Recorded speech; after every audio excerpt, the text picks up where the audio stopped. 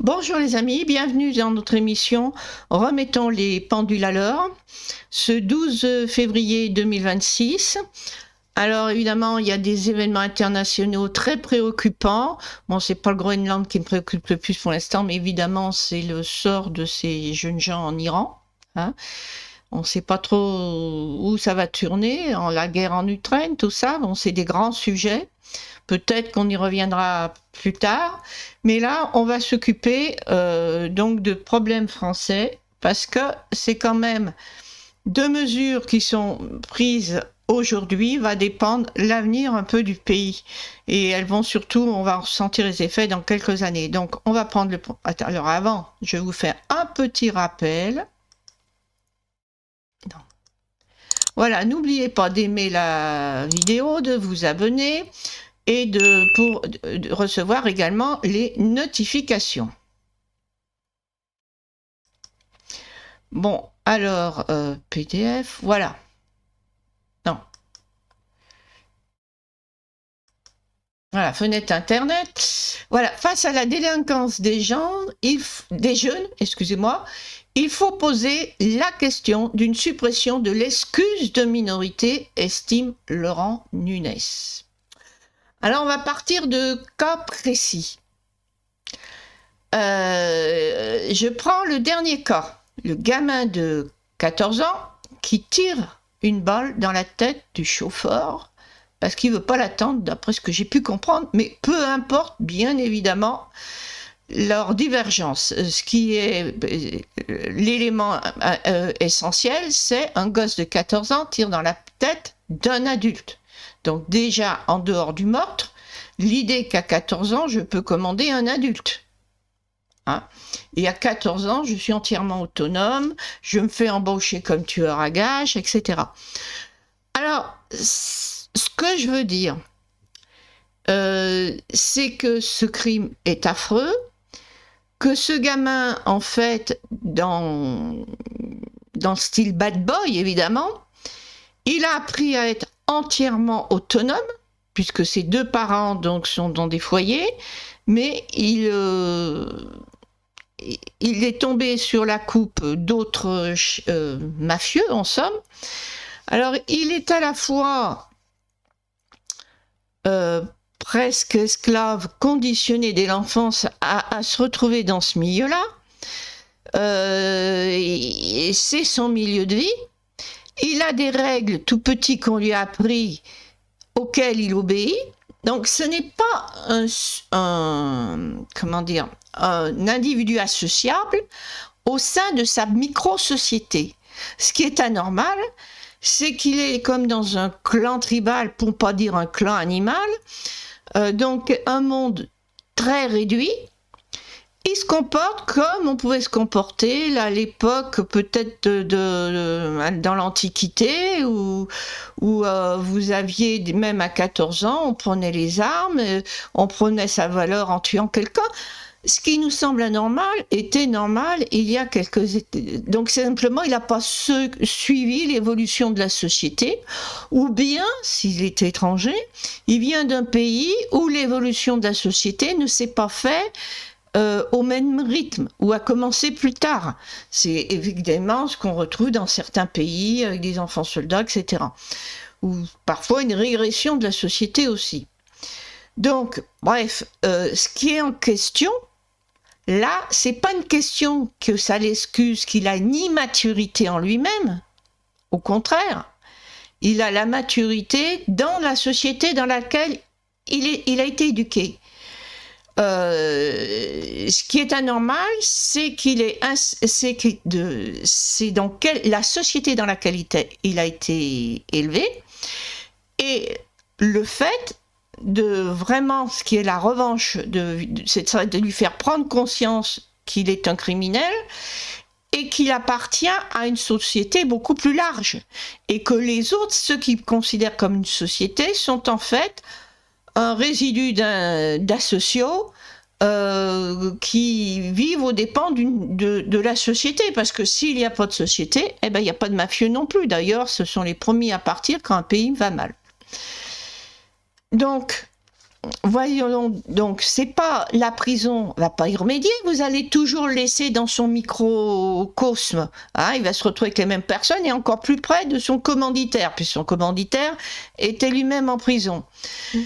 Ce qu'il faut, c'est le sortir de son milieu, qu'il soit complètement isolé, et la nature humaine a horreur de l'isolement, de lui-même, eh bien, il aura un désir d'insertion dans une société qui ne soit pas pathologique. Alors, comment on va s'y prendre concrètement? C'est là qu'on va apparaître le deuxième volet.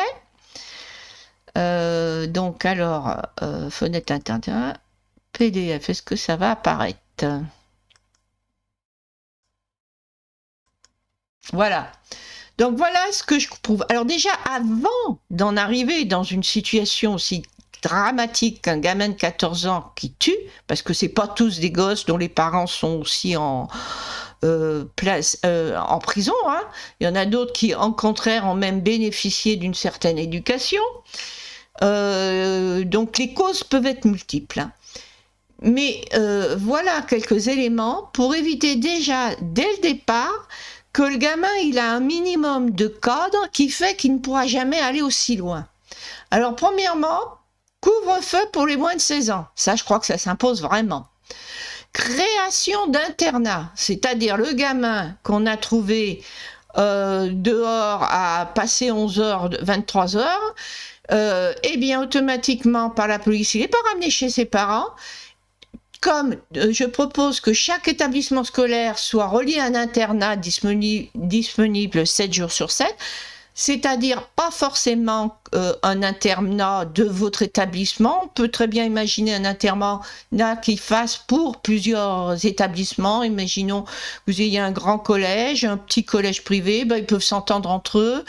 Pour le recrutement du personnel, etc.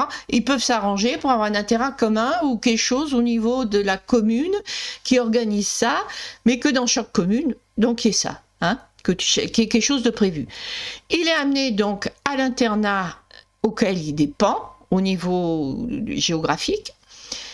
Et il va y rester la nuit, le week-end, et ensuite, bon, bah, s'il a commis des actes délictueux, ça sera donc, comme je propose, au juge des enfants, eh ben, de le condamner, par exemple, à rester à l'internat, peut-être pendant 1 mois tous les week-ends, ça sera 6 mois s'il le faut.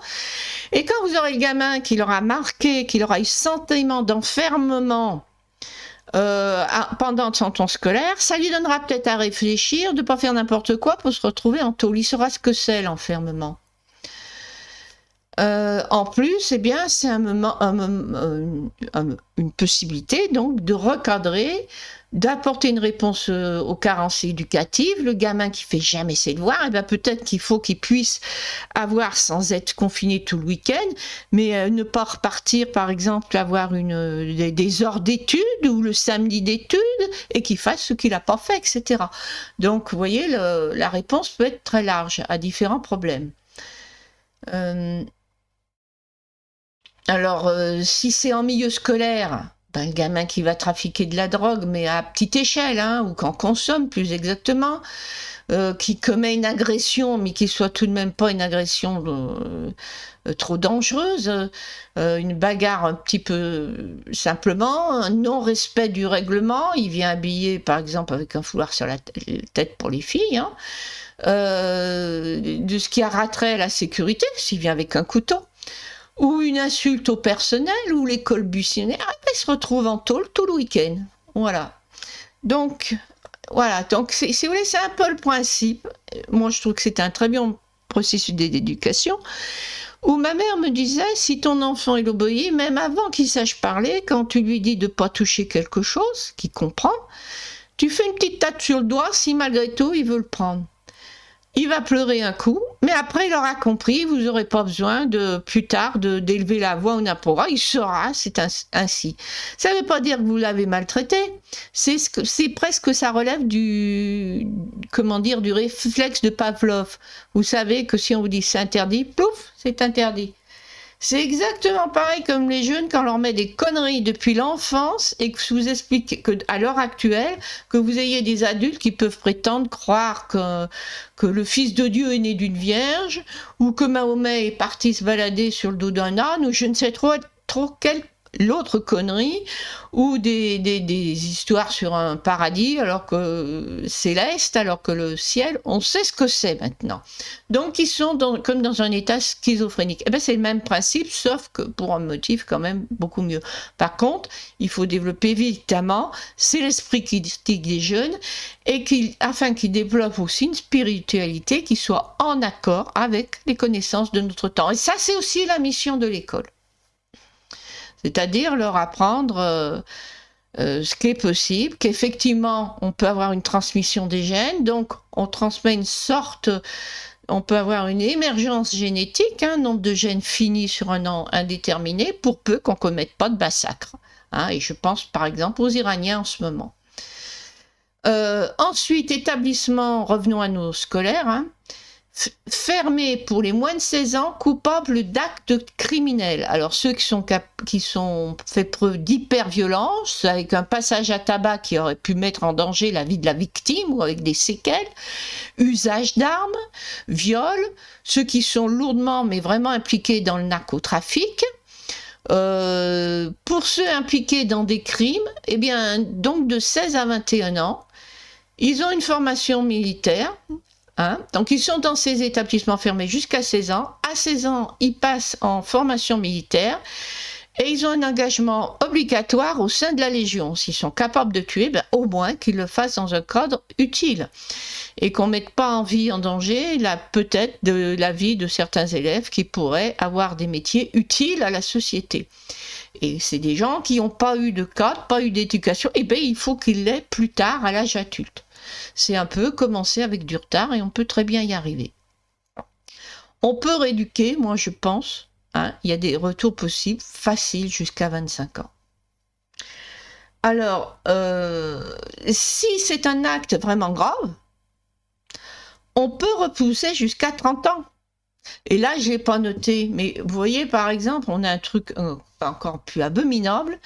C'était un gamin de 14 ans qui s'était rendu, donc qui était pourtant donc sans parents, placé en famille d'accueil, qui a été changé plusieurs fois de famille d'accueil parce qu'il commettait justement des actes dangereux, et on les a donnés à cette famille sans leur prévenir qu'il avait déjà eu des attouchements vis-à-vis d'enfants plus jeunes et tout. Et eux avaient leurs enfants avec leur petite fille de 2 ans et demi qui était juste à côté, séparés par une simple barrière. Et ce gamin, donc, a tué ce gosse, et il aurait vraisemblablement quand même eu des attouchements d'ordre sexuel, et il l'a tué dans une condition de barbarie. Mais alors c'est ça qu'il faut tenir, il y a une différence entre celui qui met une balle dans la tête et celui qui fait un meurtre avec acte de barbarie, parce que là on tombe dans la perversion complète, c'est-à-dire le plaisir dans la souffrance de l'autre, ce qui est encore une chose différente, 1 degré de plus. Donc pour celui-là, je pense que la seule solution, là oui, vous voyez, moi qui suis opposée à tout changement de sexe, là, que ça lui plaise ou non, changement de sexe. Ça sera déjà quelque chose qui le rendra beaucoup moins dangereux. Ça n'empêchera pas qu'il soit éduqué, qu'il soit en milieu fermé, établissement fermé. Mais je pense que déjà, il n'aura pas des viols avec meurtre comme il peut en commettre beaucoup plus facilement sous l'influence de la testostérone. Ensuite, donc, on revient un peu à nos moutons, parce que là, on s'éloigne un peu. On est dans des cas de judiciaire extrême. Mais pour voir que il y a de nombreuses possibilités. Renvoi des élèves perturbateurs. C'est-à-dire que dans un établissement, vous avez un établissement même qui n'a pas l'internat, qui dépend d'un internat d'un collège annexe, comme je vous ai expliqué, le gamin, il pose problème. Ou même dans une école où il y a un internat, si on n'y arrive pas, on l'expulse. Il va voir ailleurs s'il s'adapte mieux. Ça lui fait quand même peut-être une alarme. La deuxième exclusion, on ne va pas attendre qu'il fasse un crime. À ce moment-là,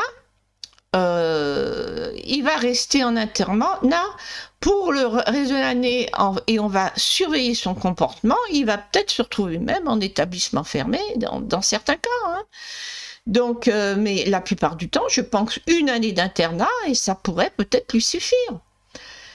Donc ensuite, je pense aussi, bon, autre mesure que Passantin plaçait beaucoup, uniforme ou blouse obligatoire dans des collèges, lycées, dès qu'on voit que quand il y a des problèmes, quoi.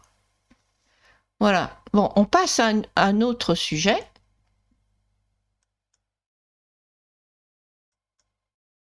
Ah, c'est pas passé.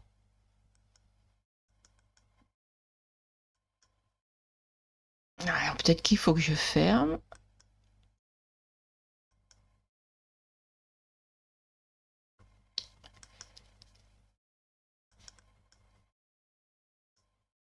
Ah bah écoutez, 2 minutes. Non. Voilà. Ah. Natalité en Berme, une prime de 250 € par enfant proposée pour relancer les naissances. Ah, là on se retrouve dans le même cadre. Hein. Le but c'est pas d'avoir des enfants qui soient pas des délinquants, hein, et d'avoir des enfants qu'on puisse encadrer et de pas avoir une société non plus, un bouleversement de société, de se retrouver par exemple avec une France islamisée qui ressemble à l'Afghanistan. Hein.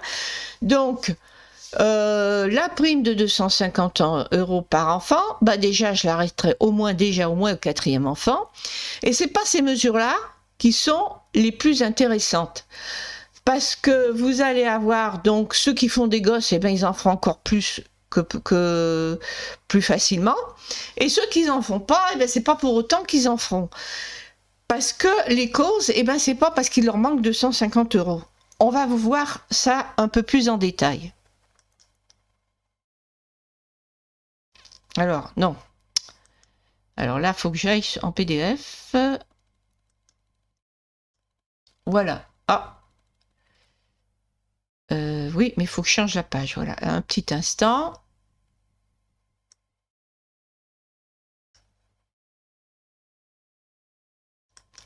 Parce que celles qui font pas de gosses, c'est les femmes qui travaillent déjà. Donc il faut protéger la carrière de la femme en cas de maternité, priorité à la promotion professionnelle ou changement de poste dans ces cas-là. Parce que qu'est-ce qui se passe? On entend toujours inégalité entre les femmes et les hommes. Bon, mais moi je trouve que c'est pas vrai à une condition, c'est que c'est pas lié au sexe, c'est lié à la maternité du fait une femme qui fait pas de gosses, elle aura pas de, il y aura pas de différence. Une femme qui fait des gosses, eh ben elle va être punie. C'est-à-dire qu'elle attendait une promotion, elle l'aura pas. Elle voulait un poste, qu'elle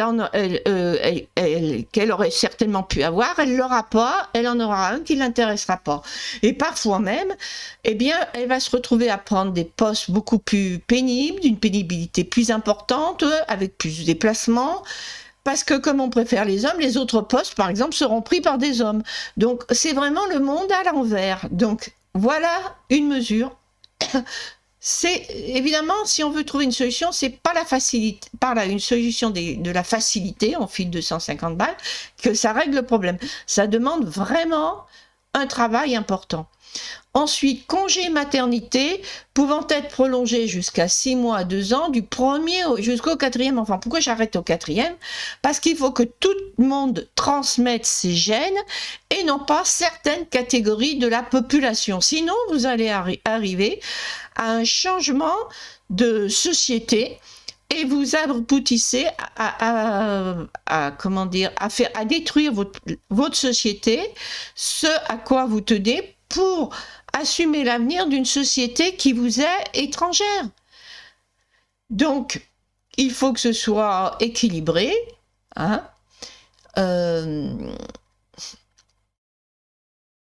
que tout le monde puisse avoir 1 ou 2 enfants, et non pas certains 4 ou 6 et certains 0. Ensuite, 70% du salaire par la CAF et obligation donc pour le patron d'embaucher un jeune ayant effectué son service national, parce qu'on ne va pas rentrer là-dedans, mais quand je parle des services nationaux, je pense à service militaire ou civil. Je pense que oui, que c'est une bonne chose.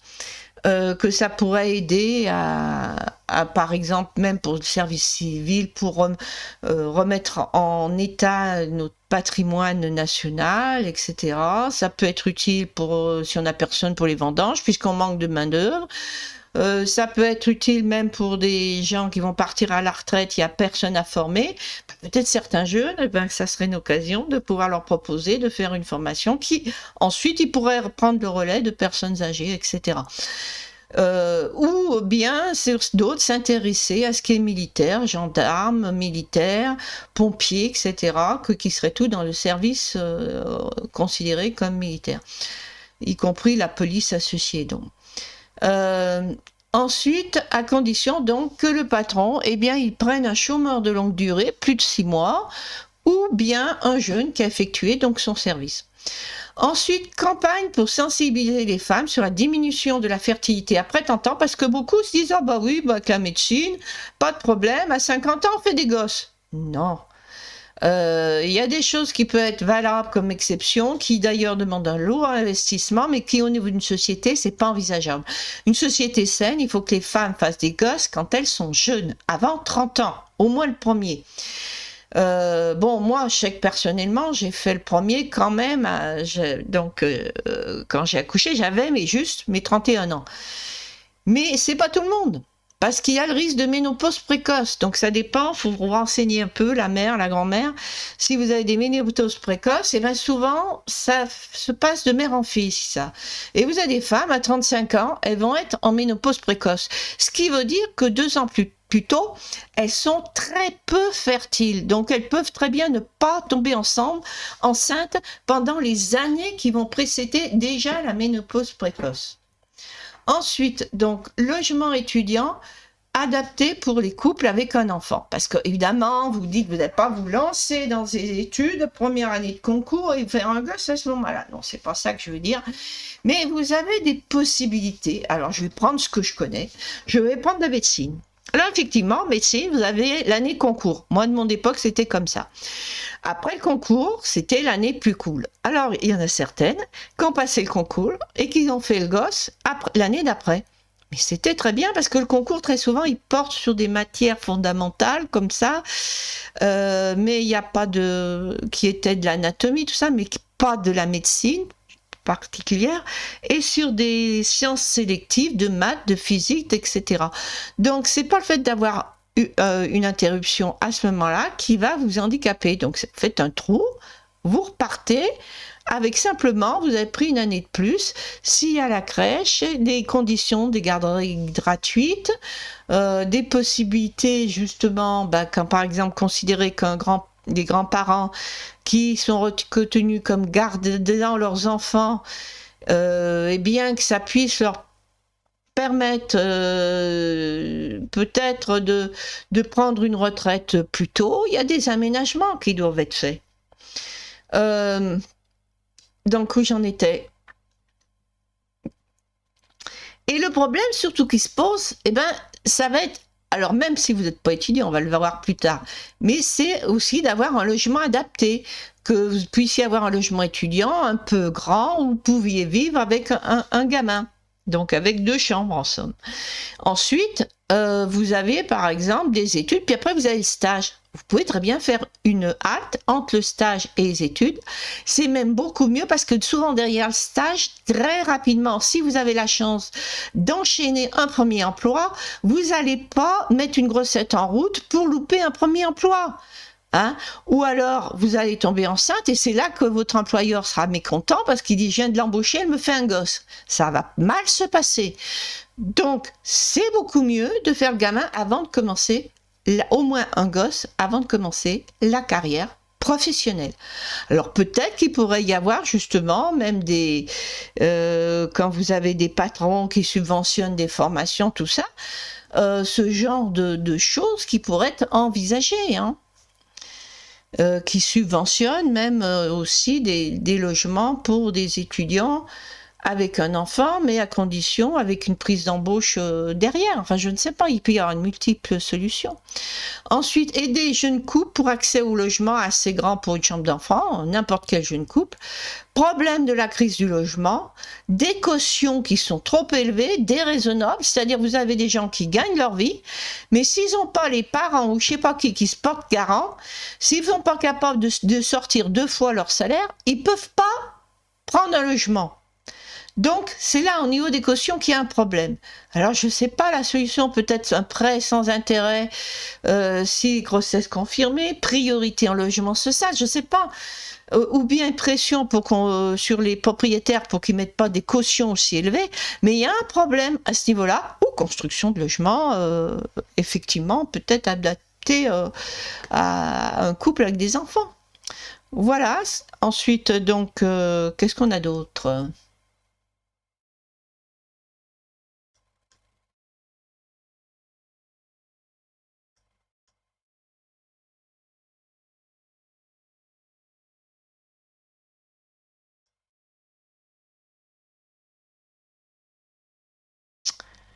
Alors, voilà. Vous savez qui est cet homme ? Eh ben, c'est le baron Haussmann, l'architecte de Napoléon III, celui qui nous a fait un Paris avec ses belles avenues et tout, qui sont devenues maintenant un peu poubelles. Donc vraiment celui qui a marqué l'histoire de Paris. Alors pourquoi je vous demande ça ? Je vous montre ça parce que bien il y a peut-être un peu de bouffée de bonheur dans tout ce qui est négatif jusqu'à présent. Et là je repars sur autre chose.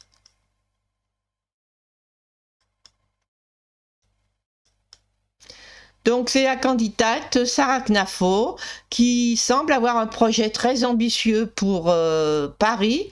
Ça sera peut-être notre Hoffmann de notre époque, si elle est élue, je ne sais pas. Mais en tout cas, bien, si les géologues ont approuvé son projet, c'est tout de même bien qu'elle réponde. C'est ça le but de la politique. C'est pas se foutre à dos la moitié de la population pour faire plaisir à l'autre moitié. C'est arriver à un compromis qui puisse satisfaire un peu tout le monde. Et donc, avec son projet de Paris, vous avez les vélos, les piétons au sommet, la voiture qui passe en route. Oui, c'est des grands travaux. Mais justement, on a besoin de travail. Hein, donc ça donne du travail à la population, très bien. Et si elle y arrive, eh bien bravo. Sur ce, je vous laisse. Bonne journée. Ah, j'oubliais. Alors, n'oubliez pas d'aimer ou de pas aimer, de vous abonner et de vous abonner aussi pour recevoir les notifications. Voilà, à la prochaine.